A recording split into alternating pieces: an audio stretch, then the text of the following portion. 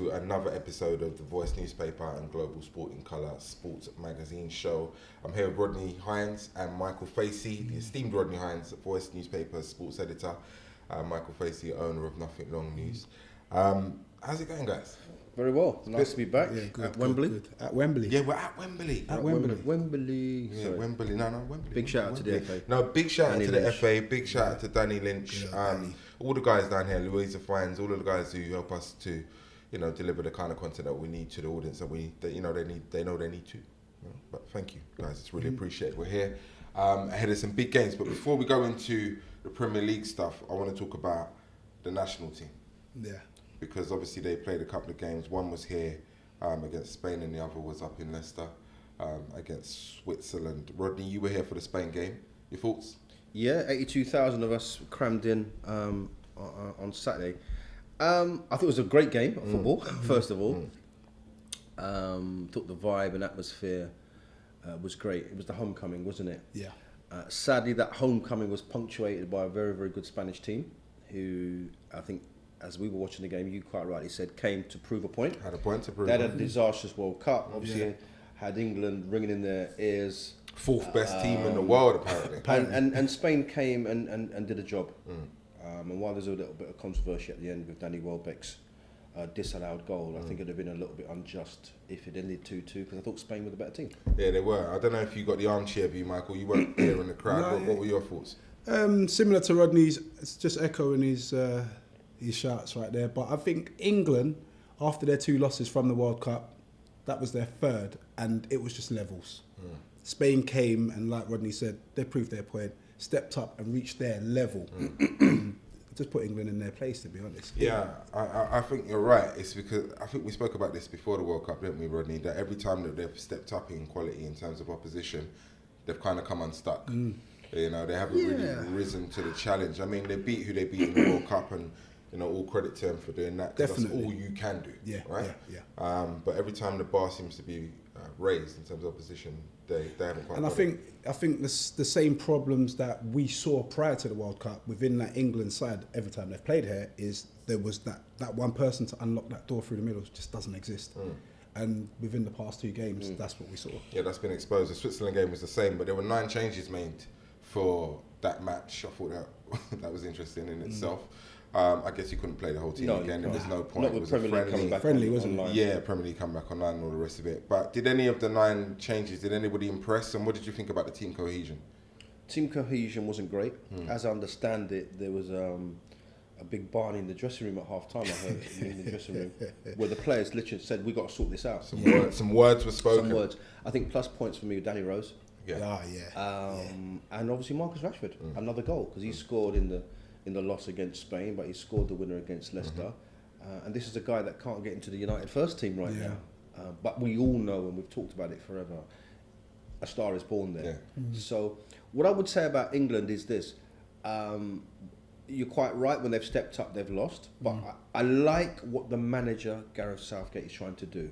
There's a plan, there's a strategy. Definitely. And when there's a plan and a strategy, it doesn't mean you're going to get it right straight away.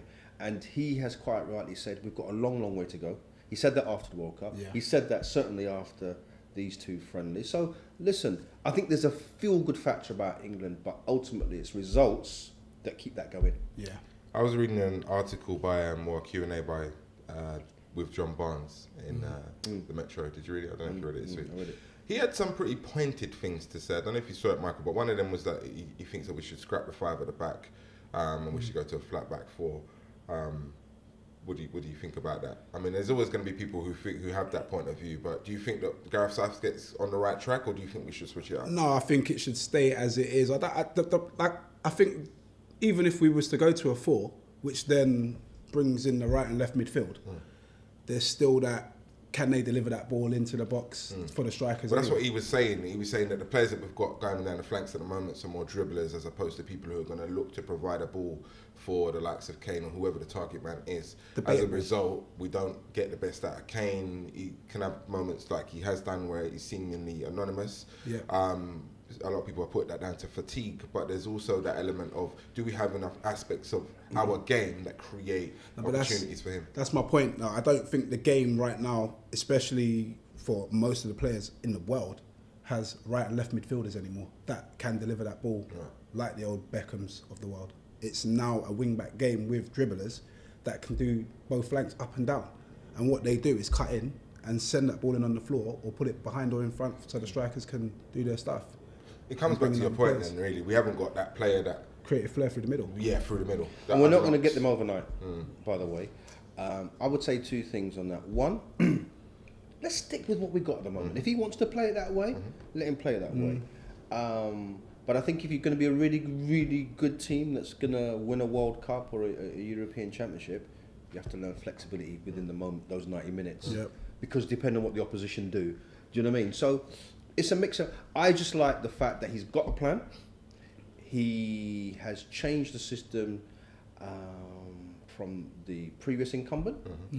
With all due respect, on the global showcase, that's the World Cup, it seemingly worked, but then reality kicks in, as I said. So why rip it up all over again and start again? You've got to stick with it and see where you go. There was still some players missing, like Sterling weren't there, for instance. There's certain players that are very impactful that was not playing. So, but you know what? You're right with the Raheem Sterling. That's what I call the sexy side of the game. But I look at someone like a Harry Maguire. yes. That's progress. He's come from Sheffield United, made a move to Leicester. Now he's a starter in the England national team. Yeah, definitely. And he's charging out of that defence within that system sometimes like a semi-decent midfield player. My thing with that whole Harry Maguire story is it lends itself to the opinion that we should look down the leagues at some of the other players that aren't getting a look Kieran in. Trippier. Because lower down the leagues. There you go, Yeah. because they're not playing at top clubs, they're not getting... Do you know what I mean? Where was looking John for the Stones England before team. Everton? Well, exactly, and I think maybe that's the way forward for us, but it does also kind of bring us back to the argument that Yeah, I've said it before. good young players should get better opportunities. Yeah, I've said it at before on better this That's always podcast. the I think problem. that if you look at the top half a dozen, certainly the top four in the Premier League, and you look at the coaches at those clubs, those coaches who have the day in, day out responsibility of coaching those players, right, have made this England team better. Of course. Because Gareth Southgate wanting to do the pressing game has Mr. Klopp on his side every day, Mr. Guardiola, Mr. Pochettino, etc., etc. So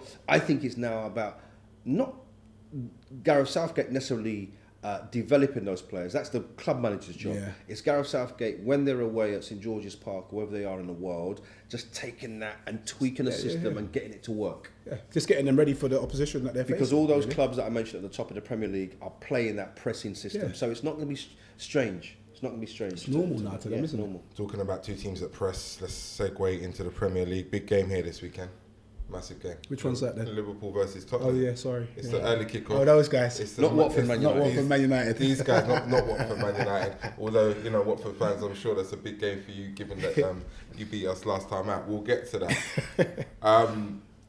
Rods, I personally think that this game here is going to set it for both teams. Agreed. If Liverpool come here and win, that'll be what? 5 on 5 Five out on of 5. five. Five from out of five, five, right? yeah, yeah. And I think 3 of those 5 they haven't won. They haven't, well, 3 of the 4 so far, they haven't won convincingly, but they've won. And that's been the job done. hallmark of their performances so far. They've come through all of those games and they're only going to get better. We know that, provided everybody stays injury free. Yeah. If Tottenham turn up this weekend and nick this 3 points, it's a great way to bounce back from Absolutely. that Watford defeat, from the international break, which is always disruptive. And also says a lot about their title aspirations and will put a dent or at least take a little bit of the wind out of the Liverpool sails. How do you see it, man? Could have smiled on his face there. I think 5 games in, it wouldn't be too remiss to say this is the biggest game of the season so far. I said it off camera that I think that both are genuine title contenders, no matter what you say about Tottenham spending, etc., etc. I think Liverpool will come here remembering 4-1. Yeah. As they should. Yeah. I think Mr. Klopp will have the newspaper cuttings on the coach down or the train as they do now, Yeah. and say go there now and do what you need to do. And the matchups around the field, fantastic. Is Lovren playing? Probably not. But no, I mean, I tell you what, Van Dijk's here now, though. it's exciting, First. and I know that you have an issue with Liverpool, right? got no issue with I them. don't know what the issue is. I just It want- could be a small eye or a big eye, but it's an I issue. don't know. Yeah, but as I said before, at the risk of being a parrot, they have seen what their challenges have been over the last 18 months and done the business. In fact, paid over the top for some of that. Got their man. Got their men. Yeah, they got their men. They got a few. I just think that front three can be difficult to stop. I'm genuinely excited. I mean, I love the game, and I think we all love the game. But I don't know. I hope I'm here. Accreditation hasn't been quite signed off as yet. You certainly will be. But I tell you what, I won't say it's a 50-50 game. So who's winning? I won't say it's a 50-50 Who's game. winning? I've got a sneaking suspicion that Liverpool are going to come in and do the business. Right? I'm going for a draw. Sitting on the fence with all the You're going to end up with splinters. I think in score draw, ball draw. No, score draw. I think in relation, just in light of what Rodney said, I just think both teams, Watford loss for Tottenham weren't a bad loss because Watford are playing remarkable football right now. So it's not an embarrassing thing like it would have been last year. So from that point of view, I just think that, like Rodney said, Tottenham are at their home. They've got the same team that know each other. They're ready to go. They're balanced. And Liverpool are here to do the job. Do you know why it's interesting? Even 5 games in, if Tottenham were to lose, that's 2 losses out of 5. Now, as I said, the standard and the bar in the Premier League is so high now. You can't do that. And that's why the Liverpool thing, as you said quite rightly when you segged into it, they haven't. I mean, the Alisson. So they had Karius make a mistake in the high-profile Champions League. They buy a goalkeeper for 70 million. He makes a gaff and a half against Leicester. It's called a boo-boo, that one. But they got the job done still. Yeah. So if Karius, if you go back to May, had made those boo-boos, but they'd still won the Champions League, I'm not saying he would still be at the club, but you've got something to put in your comfort zone. I'm really intrigued. I don't say Liverpool are going to beat Tottenham with any real confidence. I'm not going to put any money on it. But it's now, what does Pochettino do? What does he do now? How does he get his players motivated? You're at home, you're playing a direct rival, you've lost your last game. That's now where he earns his corn. But that should be the motivation enough for me. I mean, they shouldn't really need winding up the players. Nah. They should be. Nah. You talk about the clippings. They should be watching that game from last year and looking just to replicate the same. Simple, isn't it? Really? Same thing. Yeah. So because against the big teams here last year, you did more than okay. Yeah, Tottenham did well. I think you beat everybody, didn't you? Apart from City. But no one beat City last year. Makes sense. I knew, and that's what really kind of confirmed me that City. Yeah, but even then, were that was desperate.com when we beat them. We did. What I would say about Pochettino and Tottenham, what I would say, it was one of those not today. Yeah, not today. What I'd say about Pochettino though, he's a good coach. And he's going somewhere, whether that be with Tottenham or somebody else, right? And Chelsea. And I think this is where he earns his corn. Because on the other side of the fence, having gone to Old Trafford and won 3-0, imagine now taking out Liverpool. And then that gives you another springboard. Beating Man United, beating a rampant Liverpool. Nicking points from all the top could teams, be well by 2:30 for Mr. Pochettino. Very, very true. Interesting. So let's have a look at the other games that kick off at 3 o'clock. What are the pick of the games for you? We've got Chelsea, Cardiff. Obviously, Chelsea could be top of the league. By the, every time they have a crisis, they have a great league. By the end of the day, Man City take on Fulham. Obviously, Watford take on Man United. That's a big game for United, big game for Jose, because you too could have lost 2 from 5. That would be 3, wouldn't it? 3. Be 3. We lost to Brighton as well. Right, be 3. We'd be near the bottom relegation. No, it's a whole different story then. And as you say, Mike, and keep saying, Watford are playing well. I didn't see that one going. We don't lose to Watford. As simple as that. We don't lose to Watford. It's as simple as that. I think, with the way they're playing, I can see Jose going over there and just going to nick a goal, nick some points. Do what he did against Burnley. Let's go and nick some different points. opposition though. No, that's why I said it. Let's go and nick some points. We'll set up. We'll look for a ball draw, and if we can nick one, we'll nick it. That's a typical Jose then, right? Yeah. All right. Watford have the belief now.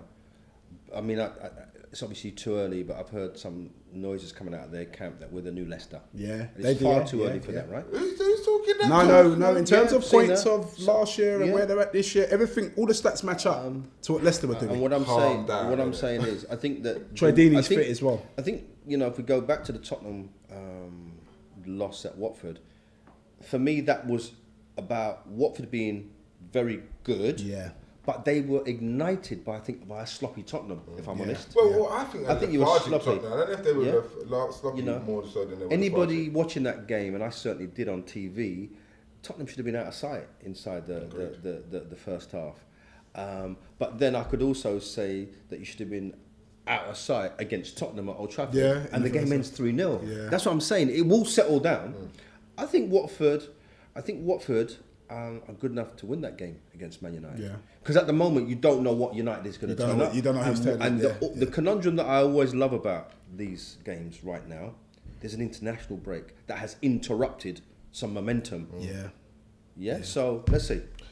Sunday, Everton. I mean, Wolves take on Burnley. That's Expect Wolves to win that one. You do? I don't know. I've got a draw with that one. But for me, the big game on that day is Everton, West Ham. West Ham is struggling. Let's have it right.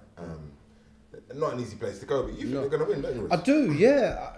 Don't ask me to base it on logic. It's just that feeling. Richarlison is not playing for Everton. He's serving his ban. I hear Theo Walcott. Silly ban as well. Yeah. Theo Walcott, as I understand, has got a back injury, so he might not be playing as well. Okay. And I think West Ham's desperation might just see a performance. But clearly, Everton will start that as betting favourites. Yeah. I just think West Ham's poor run has to end. So put some money on them. I've got it down, mate. I've got it down. When he's got that feeling, when I've got that feeling, I normally go and get a change. I'm going there now. Just on the Everton news, look, man, I saw that he decided to play for Nigeria as opposed to England. Good for him. Good for him. I that seems to be a growing trend with the Super Eagles. Absolutely right. Yeah, not just the Super Eagles. I mean, across the world, isn't it? Wilfried Zaha did it. Yeah. And why not? That's the world we live in. Well, if England doesn't want you, your country, your home country will have you. Southampton, Brighton on the Monday. Where's your money? South Coast derby. Big South Coast derby. I'm going to go for that as a draw. Where are they playing? At Southampton. Southampton. Yes. Nothing really separating the two teams in the league at the moment. Yeah. All right, so Southampton. Yeah, it's just I'll go for a draw. I hope Brighton do it. On Brighton, Rodney, you went to the WSL's game, Brighton versus Bristol, recently, didn't you? Opening of their season. Yeah, opening game of the season. In Crawley, that's going to be their home pitch for the season, Crawley right? Town FC. Talk to me about the spectacle. WSL, we don't cover it that often, but I know we're going to be doing much more on that. Yeah, it's a huge area of the game that's growing and growing. Just so people know what the WSL is. Women's Super League. There you go. If you didn't know that, then I don't know where you've been. Yeah, hiding under the rock. Yeah. The FA Women's Super League. Again, we're home with the FA. Yeah. They're doing a great job with that. I remember their leader, Martin Glenn, I remember when he took over and identified the women's game as a huge area of potential growth. I think they've done a great job with the WSL. Tremendous. I think it garners much more column inches than it used to. I think people are taking it a lot more seriously as a product.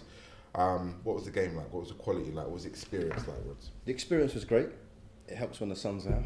Of course, it was a nice day that day. But yeah, Brighton versus Bristol. Bristol won it with a second half goal that I can only describe as spectacular. Brighton obviously managed by Hope Powell. 2 black managers at Brighton at a senior level, Chrissy Houghton, Hope Powell. 2018. Brighton Football Club. Massive respect for them. Huge. It was a good experience. I enjoyed the game. I've always enjoyed women's football, and Hope Powell, who I call the first lady of women's football, as I said, is in charge at Brighton. She's been part of my education with that, so I support her as much as I support the team. I think the WSL is going places without doubt. I think it needs more men to go and watch the game. I know that comes with expense, etc., etc. There maybe have been about 400 people there, which was odd for me because I was at this venue with 82,000 in the house the day before. So it's strange, but they're building something. I think the quality of play will improve. Good to see Man United getting involved. I say getting back involved because a lot of people were like, where was their team? They've re-established their team. They had a team. And I would say to the guys, as well as the women watching this, go and watch a women's game. And I think it's like most sports events that we always say, if you go once, you just get hooked in, don't you? But you got to go initially. And I think the WSL at The Voice will be across it on all our platforms. Anne-Marie Batson's done a great job with some great stories from the women's great game. Stories. So pick up the Voice newspaper this week. Download the app. Follow us online. Yeah, we're pretty long in the tooth with what we've done, but I'm excited about what I call a new project that I can now factor in women's games as naturally as I was factoring other games. As well. One of the things I was saying to you, Michael, off camera, was that it's nice to see women who have played the game transitioning into roles in the media, roles in different walks of life. Rachel Yankee's done a great job with Kids TV. You know, we saw Eniola and Alex Scott doing punditry across the World Cup this summer. Yeah, that was good. Which was excellent. And obviously Eniola's gone on to Italy. She's doing her bits, so she's doing big things, continuing the game. For me, it's nice to see them transitioning from the game to these other walks of life, helping to expose their brand to wider audiences. Yeah. And thus helping people to kind of say, actually, let me go and see what it is that made them famous, Yeah. which is the football. Yeah. You know? Because that's what we were saying. It was you did ask a question. You said, name me 5. And it was only those 3 plus another 2 others that were relevant purely and simply because they've done exactly that. So they became prominent in the mindset. So yeah, the more they can do, the better. The 3 that you've named, Rachel Yankee, Eniola, Aluko and Alex Scott, they were pioneer footballers, but they're also laying some really positive foundations in the world of media as well. I watch all 3 of them when they're doing their thing on Sky, ITV, Sky, BBC, whatever it is. Competent beyond belief. Yeah, definitely. Bring a different view to the stuff that we've always heard, and I like it. Yeah. And I just think that in X amount of time, and hopefully that X is a very short space of time, it's just going to be the norm. Yeah, I love it. Like I said, huge potential for growth in the women's football. I hope everybody gets behind it. One of the things I couldn't help notice walking down to Wembley today was the promotion for Anthony Joshua's next fight against Alexander Povetkin. Big fight for Josh. All the titles on the line, obviously. Reputation, everything. I know it's not the fight that we wanted to see, but any thoughts on that before we wrap for this week? No. Oh, Mike, it's not. Mike, why not, Mike? Nah, I think this is like you said, it's not the fight we want to see, and really AJ should walk through it. I don't see no dangers, to be honest. You know, this is a man that's unbeaten. I mean, sorry, he's only lost 1 fight with lots of charges that were over his head during. So it's all debatable leading up to his last couple. But he's worked himself into a position as challenger. Well, he only beat Price last time out. Knocked him out Sparko, but it's David Price. And he went against Price. Yeah, and he nearly went against Price. And I think AJ's a different. Well, we know AJ's a totally different animal to David Price. So I just think it should be a walk in the park. I've got nothing to say on this one. What Rods? Your thoughts? Well, I expect 90,000 people to be in this arena. You do, Do you think they're sold on this one? Wow. Why not? I mean, I know the casuals love AJ. I'm not sure hardcore boxing fans are gonna. I'm not sure 90,000 people are coming out. I'm not sure what's on the undercard. I expect AJ to take care of business, but listen, boxing match, heavyweight division, due care and attention as ever. Matchroom's always got a good undercard. Because AJ, while you say it's not the fight that you wanted to see, it's a stepping stone to the fight you want to see. Yeah, but dude, what is the fight that we wanted to see? Him against Wilder? Wilder might lose against Fury. I mean, I know that fight hasn't been signed. Well, whoever AJ fights, Fury or Wilder, one will clearly generate more money than the other. That's the Wilder fight. But I certainly would want to watch AJ versus Fury. And I'd definitely want to watch AJ versus Wilder. So listen, get over. It doesn't actually matter, does it? Yeah, get over Povetkin, and then we can have another discussion. Yeah. All right. Well, good luck, AJ. I'm sure we'll talk about it again before that fight happens. But until then, it's been absolute pleasure. Thank you, guys. CFA. Many thanks. Yeah. Definitely.